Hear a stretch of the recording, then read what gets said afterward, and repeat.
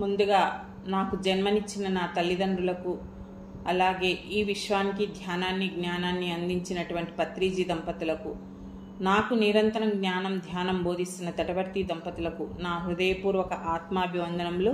అలాగే జూమ్ నిర్వహిస్తున్న సునీతామోహన్ దంపతులకు, జూమ్లో ఉన్న మీ అందరికీ కూడా నా యొక్క ధన్యవాదాలు. ఈరోజు మనం తెలుసుకోబోయే అంశం ఏంటి అంటే మౌనం గురించి. ఏంటి అంటే మౌనం అంటే కేవలం మాట్లాడకపోవడం కాదు అనే టాపిక్ గురించి మనం ఈరోజు తెలుసుకుందాం. ఏంటి మౌనం అంటే కేవలం మాట్లాడకపోవడం కాదు అనే దాని గురించి ఈరోజు మనం తెలుసుకుందాం.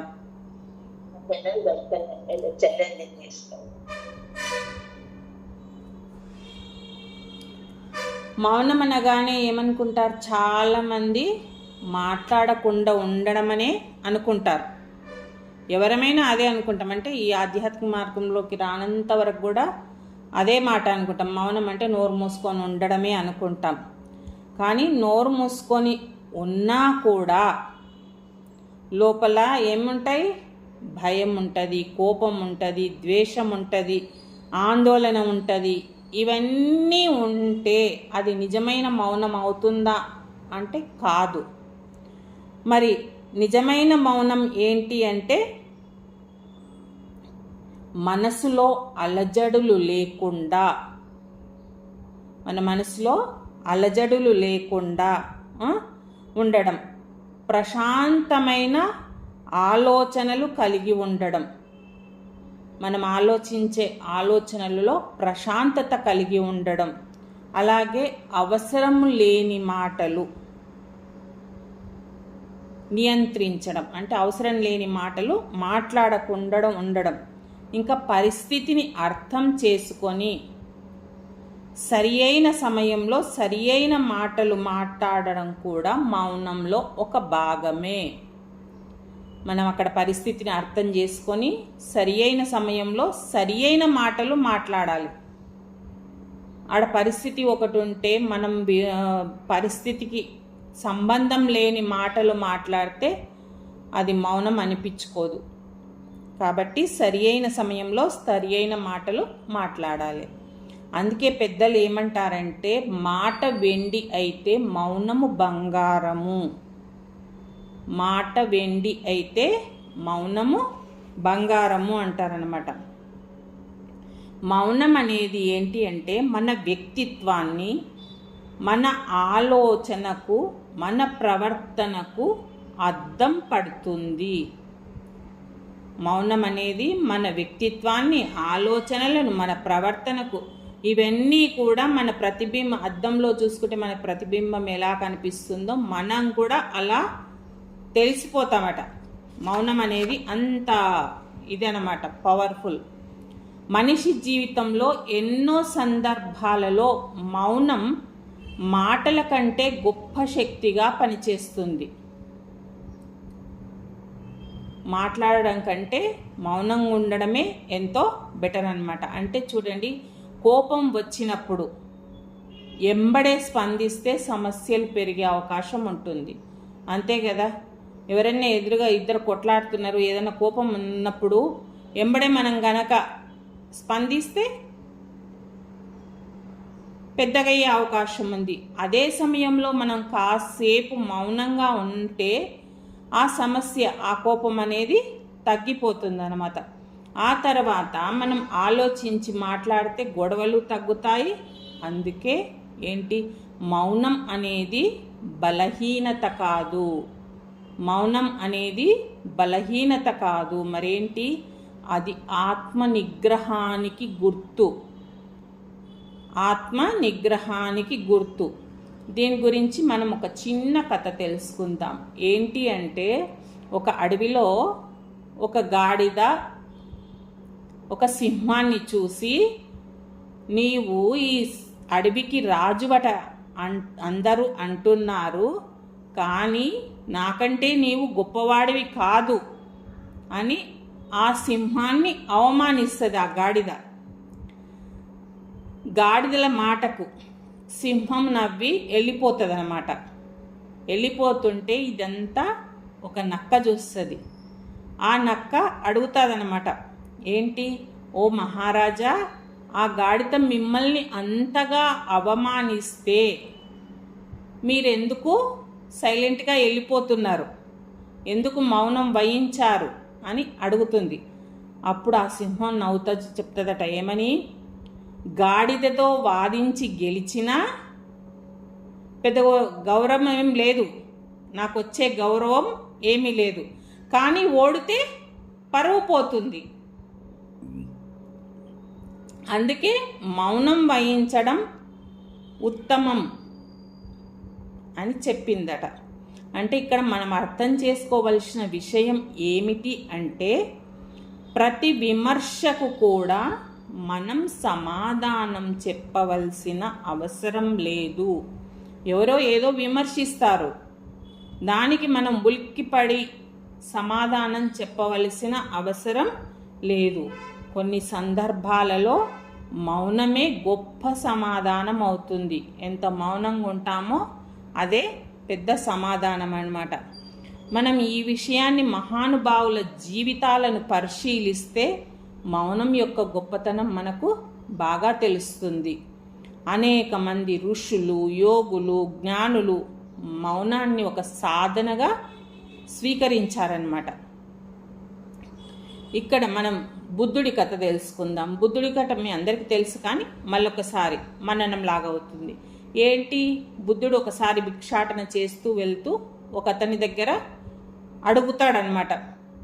అడిగితే అతను బుద్ధుణ్ణి పైనుంచి కింది వరకు చూసి, నువ్వు ఇంత బాగా ఉన్నావు, నీకు భిక్షం అడిగేయడానికి సిగ్గు లేదా, ఇక ఎన్ని మాటలో మాట్లాడతాడు.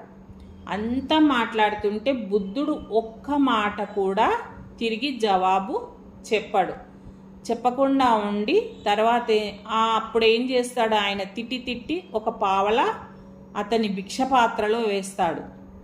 వేస్తే అప్పుడు ఏం చెప్తాడు బుద్ధుడు, నేను ఈ పావలా తీసుకోను అని అతనికి ఇచ్చేసి, ఇప్పుడు నేను తీసుకోవట్లేదు కదా, ఈ పావలా ఎవరికి చెందుతుంది, నాకే చెందుతుంది, మరి నీవు తిట్టిన తిట్లన్నీ కూడా నేను తీసుకోవడం లేదు, అప్పుడు ఎవరికి చెందుతాయి, నాకే చెందుతాయి అనమాట.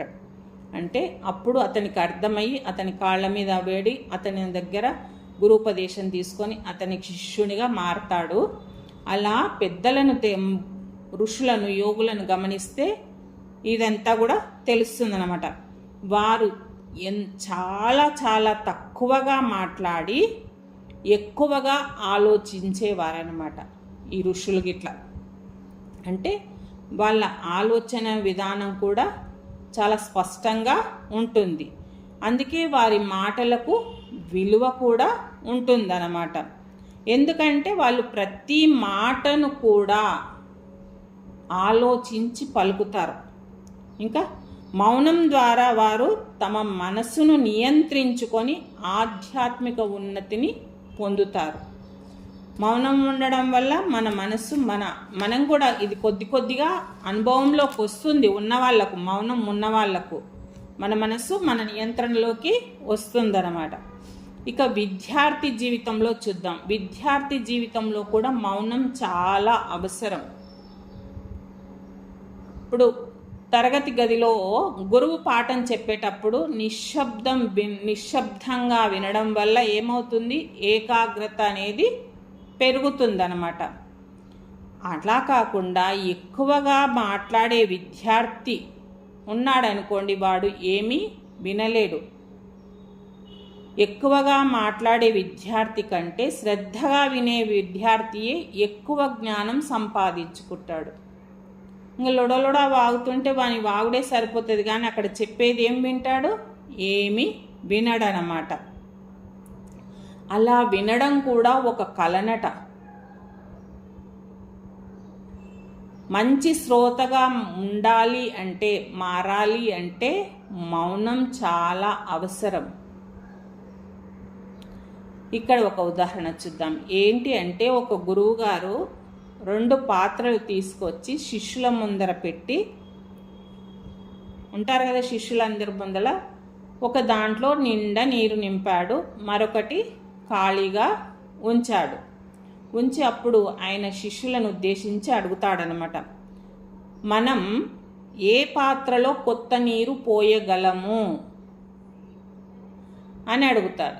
అంటే అప్పుడు శిష్యులంతా ఏం చెప్తారు, ఖాళీగా ఉన్న పాత్రలో అయితేనే నీరు పోసే అవకాశం ఉంది, ఇంకొక పాత్రలో నీరు నిండుగా ఉంటే నీళ్ళు ఎట్లా పోస్తారు, పోసే అవకాశం లేదు. అప్పుడు గురువు చెప్తాడనమాట, ఏంటి అంటే ఎప్పుడూ మాట్లాడే వారి మనసు ఇప్పటికే నిండి ఉంటుంది.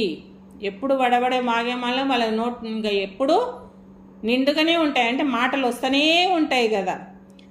కానీ మౌనంగా విని నేర్చుకునే వారి మనసు కొత్త జ్ఞానాన్ని స్వీకరిస్తుంది. ఇది బాగా మనం జ్ఞాపకం పెట్టుకోవాలి. అంటే ఎక్కువగా మాట్లాడేవాడి కంటే ఎక్కువగా వినేవాడు ఎక్కువగా నేర్చుకుంటాడు. మనకి సుంతా మేడం కూడా క్లాసులు చెప్పింది కదా, గురువులు క్లాసులు చెప్పేటప్పుడు ఎలా ఉండమన్నది, గురువులు ఎన్నో క్వశ్చన్స్ వేస్తుంటారు, కానీ మధ్యలో మీరు మాట్లాడకండి, మౌనం వహించండి. మౌనం వహించినప్పుడే వాళ్ళ నుంచి ఎంతో జ్ఞానం మనం అందుకోగలుగుతాం. కానీ మనం ఏం చేస్తాము అంటే, నాకు కూడా అలవాటు ఉంది, ఇప్పుడు తగ్గించుకున్నాను, కానీ మొదట్లో అదే ఉండేది. ఏదైనా క్వశ్చన్ వేసిందంటే మనకు తెలిసి ఎందుకు చెప్పకూడదు అని దబాక్న చెప్పేయడం అలవాటే. కానీ మెల్లిమెల్లిగా ఇందులో అన్ని తెలుసుకునే కొద్దీ ఓహో, గురువులు చెప్పేటప్పుడు మనం ఎంత మౌనం ఉంటే అంత జ్ఞానాన్ని మనం పొందగలుగుతాం అనేది అర్థమైందనమాట. ఇక అలాగే కుటుంబ జీవితంలో కూడా మౌనం ఎంతో ముఖ్యమైనది. ఏంటి అంటే భార్యాభర్తల మధ్య, తల్లిదండ్రులు మరియు పిల్లల మధ్య చిన్న చిన్న అపార్థాలు అప్పుడప్పుడు వస్తుంటాయి ఏదో విషయంలా. కానీ ప్రతి విషయానికి కూడా వాదించడం కంటే ఏం చేయాలి, కొన్ని సందర్భాల్లో మౌనంగా ఉండడమే మంచిది. ప్రతిదానికి వాదన పెట్టుకోకుండా మౌనంగా ఉండాలి. తర్వాత ప్రశాంతంగా కూర్చొని సమస్యలను పరిష్కరించుకోవాలన్నమాట. క్షణికావేశంలో చెప్పిన మాటలు ఏమవుతాయి, జీవితాంతం గుర్తుండిపోయేలా గాయాన్ని చేస్తాయి. అంతే కదా, ఒక్కటేసారి అనుకుంటాం కానీ అది ఎప్పటికీ ఈ ప్రాణం పోయే వరకు, అట్లా కూడా చెప్తాం, నువ్వు అన్న మాట నా ప్రాణం పోయినా మర్చిపోను అని చెప్తాము. అలా ఎప్పటికీ జ్ఞాపకం ఉండిపోతాయన్నమాట. అందుకే సమయోచితమైన మౌనం వల్ల బంధం కాపాడబడుతుంది. మనం ఆ క్షణానికి మౌనం వహించి కాసేపు వదిలిపెట్టేమనుకోండి, ఆ బంధం అలాగే ఉంటుంది. లేదా నువ్వెంత అనుకున్నామనుకోండి, ఆ బంధం పటాపంచలవుతుంది. ఇంక ఇక్కడ ఒక ఉదాహరణ చూద్దాం. ఏంటి అంటే, ఒక ఇంట్లో తండ్రి కొడుకులే ఉన్నారనుకోండి. ఆ తండ్రి కొడుకుని బాగా కోప్పడుతున్నాడు, కొడుకు కూడా అదే రేంజ్లో కోప్పడితే ఏమవుతుంది, తండ్రి కొడుకుల బంధం ఉంటుందా, తెగిపోతుంది. కానీ ఆ క్షణంలో ఆ కొడుకు మౌనంగా ఉండి ఒక గంట అయిన తర్వాత తండ్రికి కూర్చోబెట్టుకొని, ఇది కాదు తండ్రి, ఇది అసలైన విషయము అని చెప్పాడనుకోండి, అది ఎంత స్మూత్గా అయిపోతుంది అక్కడితో. అందుకని మౌనం అనేది చాలా చాలా అవసరం అన్నమాట. అలా ఉండడం వల్ల వాళ్ళ బంధం కూడా కలకాలం నిలుస్తుందన్నమాట. మౌనం అనేది భయానికి గుర్తు కాదు. కొందరు అనుకుంటారు మౌనంగా, ఇప్పుడు ఎదుటి వ్యక్తి ఎన్ని మాట్లాడుతున్నా వీడు ఏమనకుండా మౌనంగా ఉంటే ఏమనుకుంటాడు, వీడు నాకు భయపడుతున్నాడు అని అనుకుంటారు. ఏం తెలియదు వీడికి అని కూడా అనుకుంటారు. కానీ నిజంగా తెలివైన వారు ఎప్పుడు మాట్లాడాలో, ఎప్పుడు మౌనంగా ఉండాలో తెలుసుకొని కామ్గా ఉంటారనమాట. ఎప్పుడు అవసరం మాట్లాడాలి, ఎప్పుడు అనవసరంగా అనేది తెలుసుకొని కామ్గా ఉంటారు. అవసరం లేని చర్చల్లో అస్సలు పాల్గొనకుండా ఉంటారు. అలా పాల్గొనడం వల్ల ఏమవుతుంది? తమ శక్తి, తమ సమయము, తమ వాక్కు అంతా వృధానే కదా. అవసరం లేని చర్చల్లో పాల్గొనడం వల్ల ఇవన్నీ వృధాయే. అదే పాల్గొనకుండా ఉంటే ఇవన్నీ కూడా ఆదా అవుతాయి. ఆదా అవడం వల్ల ఏమవుతుంది? మంచి పనులకు మనం ఉపయోగించుకోవచ్చు అన్నమాట. ఇంకా అలాగే మనం ప్రకృతిని కనుక బాగా గమనిస్తే మౌనం యొక్క అందం తెలుస్తుంది.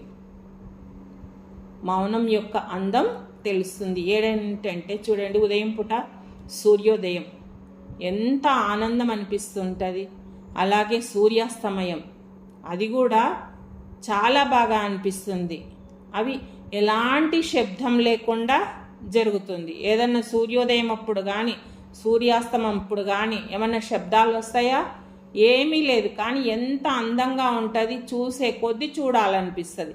అలాగే రాత్రిపూట చంద్రుడు కానీ చుక్కలు కానీ నక్షత్రాలు, ఇవి కూడా ఎలాంటి శబ్దాలు లేకుండా వస్తాయి, మనకు కనిపిస్తాయి.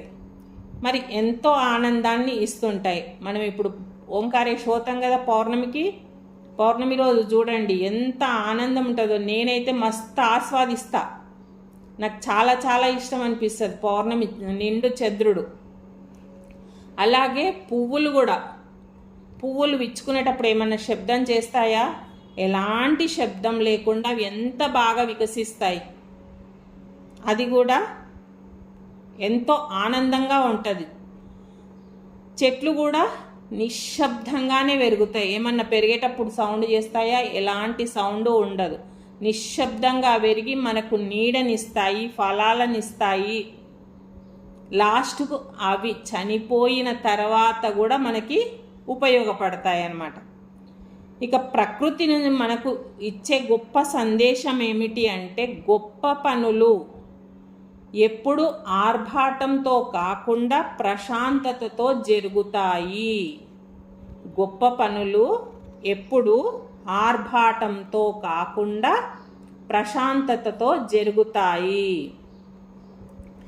ఇంకా మనసు ప్రశాంతంగా ఉండేందుకు మనకు మౌనం ఎంతో ఉపయోగపడుతుంది. మన మనసు ప్రశాంతంగా ఉండాలి అంటే మౌనమే పరిష్కారం, ఇంకా వేరే ఏమి లేదు.